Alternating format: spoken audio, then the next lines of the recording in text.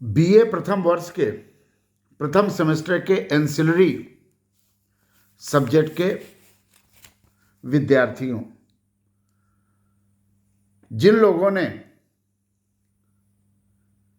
Social, political and economic thought of integral humanism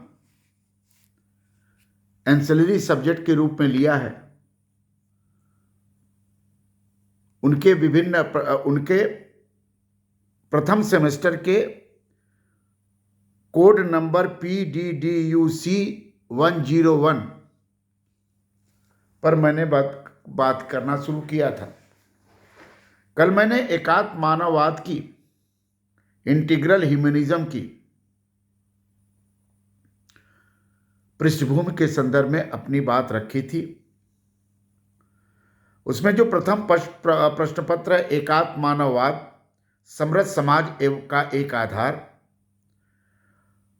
उसके प्रथम खंड में एकात्म मानववाद, अर्थ, देशज विचार एवं वैचारिकी, पुरुषार्थ आधारित जीवन शैली, यह उसका पार्ट है। मैं इसी पर आपसे बात करना चाहता हूं। एकात्म मानव दर्शन के दो आयाम हैं। पहला पाश्चात्य जीवन दर्शन और दूसरा भारतीय संस्कृति। मानववाद मुख्यतः पाश्चात्य अवधारणा है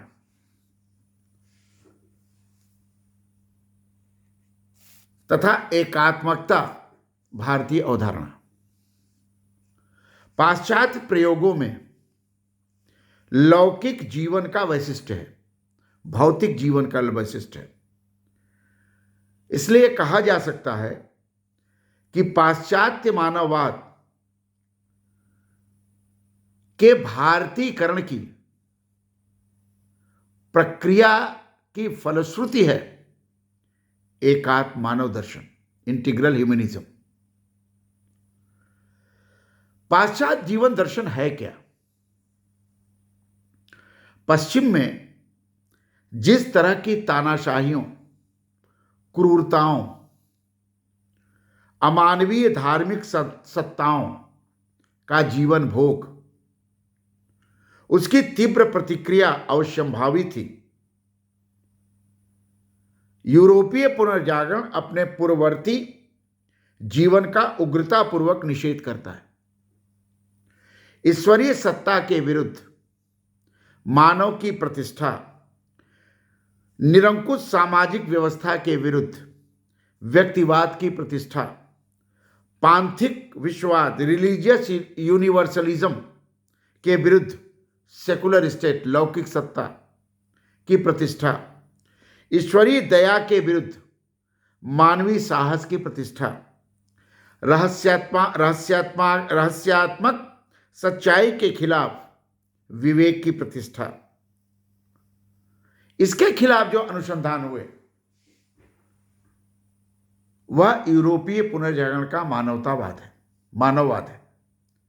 पाश्चात्य जीवन के धार्मिक अंधविश्वास ने मानव के आध्यात्म जीवन को इतना रहस्यवादी, परमात्मवादी तथा ढोंगी बना दिया कि प्रतिक्रिया में जड़वादी और भौतिकवादी हो गया। इस भौतिकवाद ने असंवेदनशील यांत्रिकता, मैकेनिज्म को बढ़ाया और मैकेनिज्म बढ़ने से मानव स्वयं में प्रतिक्रियावादी हो गया। इसलिए मानववाद, यूरोपीय मानववाद जड़वाद की एक विकृति है। व्यक्तिवाद की विकृति है पूंजीवाद, मानवीय साहस की विकृति है साम्राज्यवाद, राष्ट्रवाद की विकृति है फासीवाद या नाजीवाद, लौकिकता या सेकुलर की विकृति है असंवेदनशील यंत्रवाद तथा उसके विवेक व अनुसंधान की विकृति है असंयमित भोगवाद। जो आपका अध्याय है देशज विचार एवं वैचारिकी, भारत का जो देशज विचार और वैचारिकी है वह असंयमित भोगवाद का निषेध करती है। किसी चीज की अति नहीं होनी चाहिए। अति सर्वत्र वर्जयेत। अति का अति की सर्वत्र वर्जना होती है। पंडित दीनदयाल उपाध्याय ने जिस एकात्म ने इंटीग्रल ह्यूमनिज्म की स्थापना की, वे मानते हैं कि जीवन एक श्रेष्ठ है, जीवन की श्रेष्ठता को स्वीकार करते हैं, लेकिन उनकी विकृति के खिलाफ ज्यादा चौकस है। उनको लगता है कि पाश्चात्य के मोह में लोग उनकी विकृति को नजरअंदाज करते हैं, भारत को पश्चिम की अनुकृति बना रहे हैं तथा समाज में एक संभ्रम पैदा कर रहे हैं। वे कहते हैं कि गांधी के जाने के बाद राजसत्ता जिनके हाथ में आई, वे भारत की भाषा व भावना को न समझ पाए। उनको देशज भाव और भावना का अर्थ नहीं पता था, आज भी नहीं पता है। आज भी देशज भावना और अर्थ का पता भारत के लोगों को बहुत कम ही है। वह ऐसा सपना सजो नहीं पाए कि जो कुछ हम करें वह अपना है, हम अपना काम करें। हमारे ऊपर अंग्रेजियत की गहरी छाप है। अंग्रेजियत के आवरण में जो लोग जीते हैं और रहते हैं, अंग्रेजियत के आवरण में जो लोग रहते हैं और जीते हैं, वो देशज नहीं हो सकते। उनको अंग्रेजियत ही पसंद है, उनको भारतीयत्व से परहेज है। ये नहीं दीनदयाल जी कहते हैं कि अंग्रेजियत मत ले आइए, अंग्रेजी भाषा मत पढ़िए, ऐसा नहीं है। लेकिन देशज विचार और वैचारिकी के ऊपर अंग्रेजियत की सुप्रीमेसी स्थापित मत करिए, यह दीनदयाल जी का कहना है। दीनदयाल जी इंटीग्रल ह्यूमनिज्म में ये कहते हैं कि पश्चिम की अच्छी बातों में भी पारस्परिक तालमेल का अभाव है। ऐसा नहीं है कि पश्चिम में अच्छी बातें नहीं हैं, पश्चिम में भी अच्छी बातें हैं, लेकिन पश्चिम में विकृति और अच्छी बातों में कोई तालमेल नहीं है। राष्ट्रवाद, प्रजातंत्र, समाजवाद या समता समाजवाद, सभी के मूल में समता एक भाव है। समता समानता से भिन्न है, इसे इक्विबिलिटी का पर्याय मान सकते हैं। इन तीन विकृतियों ने यूरोप की राजनीति को प्रभावित किया, किंतु अपने में कोई भी विचार पूर्ण नहीं है। पश्चिम का कोई भी विचार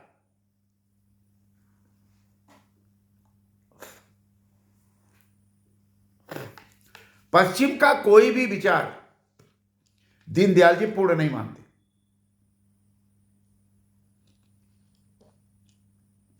भारत का हर विचार दीनदयाल जी पूर्ण मानते हैं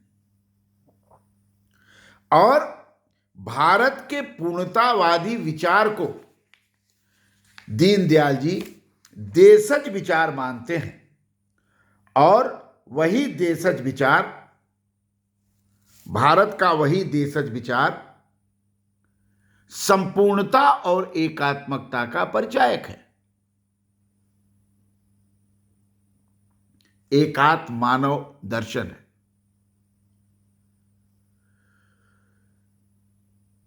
अब आप देखिए, मैं आपको कुछ बिंदु बताता हूं जो भारतीय देशज, भारतीय वैचारिकी और पश्चिमी वैचारिकी में अंतर स्पष्ट करता है।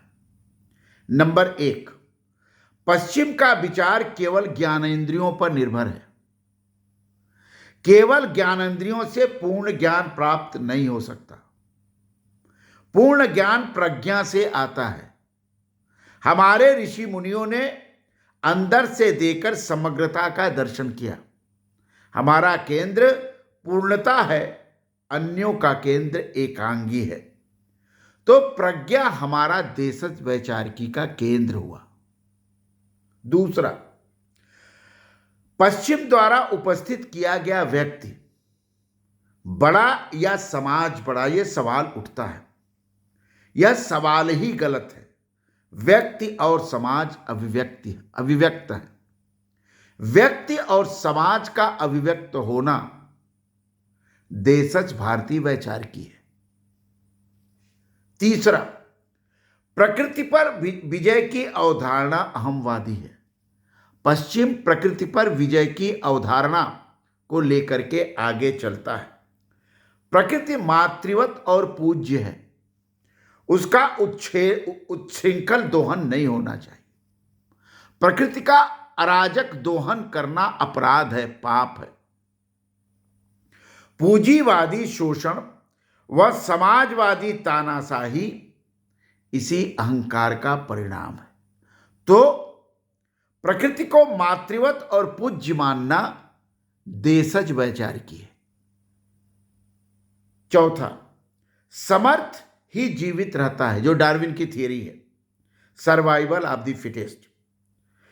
कि डार्विन की थियरी समाज में जंगल कानून की स्थापना करती है, स्पर्धा और संघर्ष को आगे बढ़ाती है।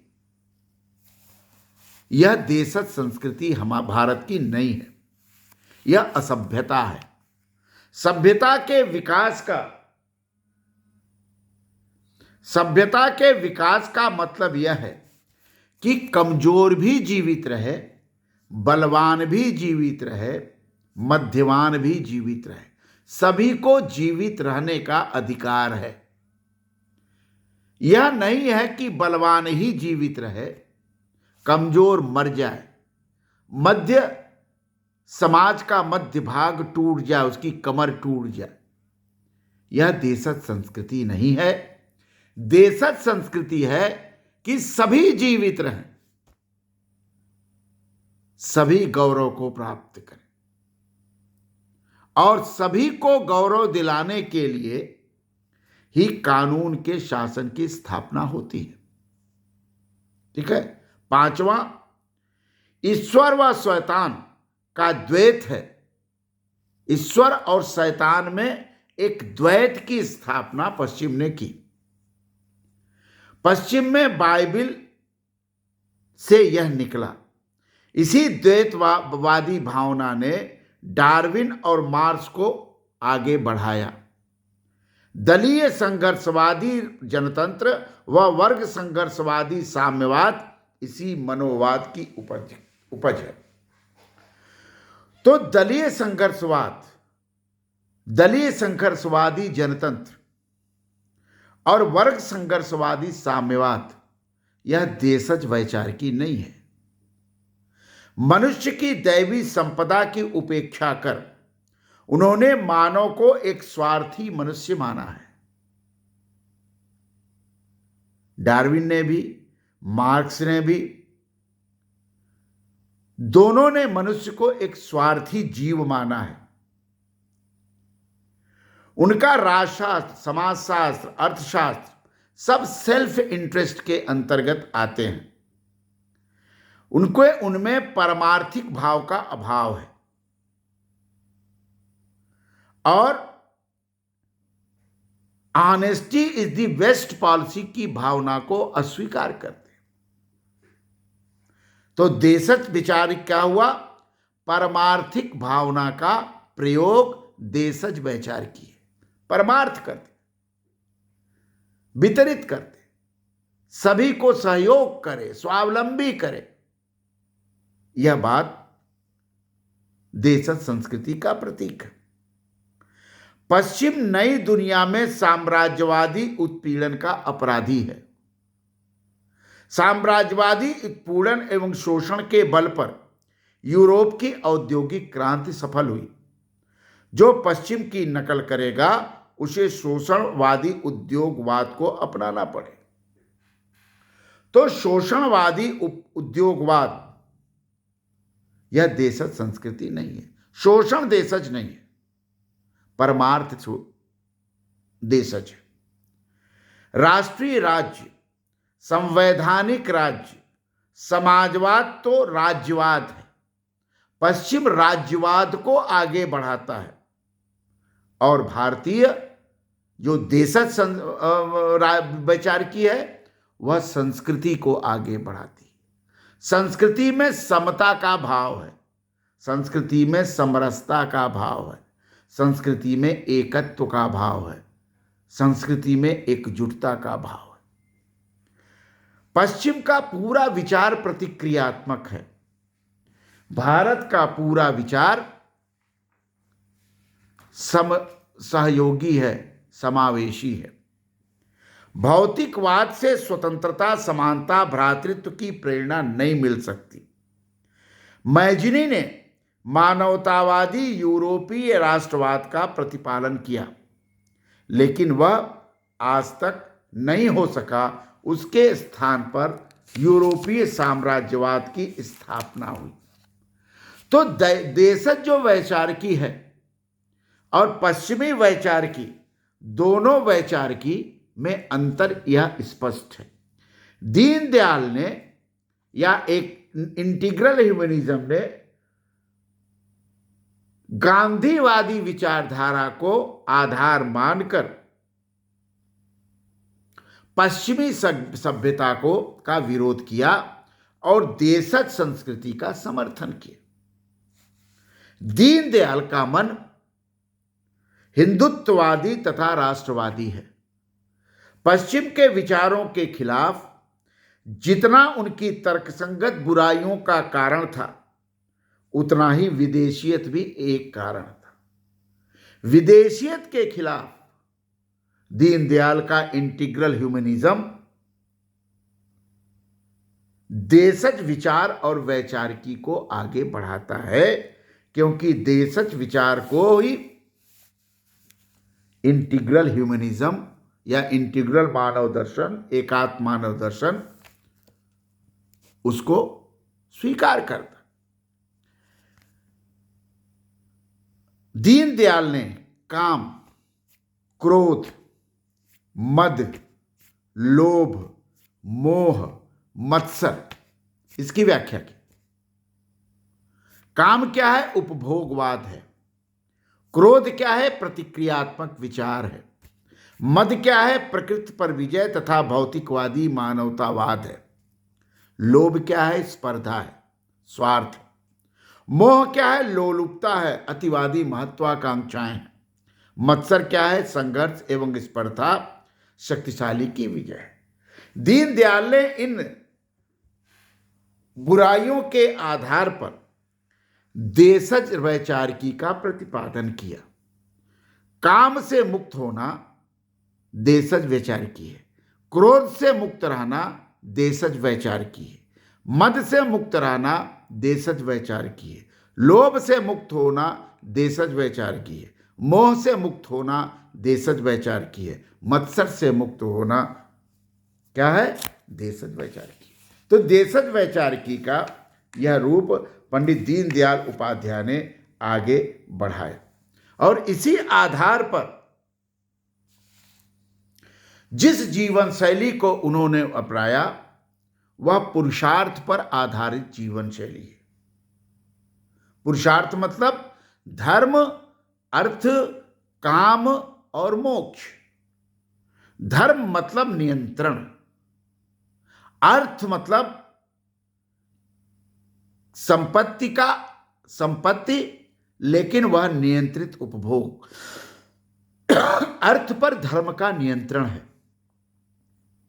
काम मतलब महत्वाकांक्षा, महत्वाकांक्षा पर धर्म, अर्थ और काम का नियंत्रण है। मोक्ष का मतलब पूर्णता। पूर्ण व्यक्ति आप तभी होंगे, पूर्ण जीवन शैली आपकी तभी होगी जब धर्माधिष्ठित जीवन शैली होगी, जब अर्थाधिष्ठित जीवन शैली होगी, जब अनुशासित कामवादी जीवन शैली होगी, तब आप पूर्णता को प्राप्त करेंगे। इसलिए दीनदयाल ने भारतीय संस्कृति की प्रवाहमान निरंतरता को देशज संस्कृति का आधार बनाया और एकात्म मानव दर्शन के साथ भारतीय संस्कृति के मूल तत्व को जोड़ने की बात की। तो इस प्रकार जो एकात्म मानव का अर्थ हुआ, एकात्म मानव का अर्थ हुआ देशज विचार, एकात्म मानव का अर्थ हुआ पुरुषार्थ पर आधारित विचार, एकात्म मानववाद मानव दर्शन का अर्थ हुआ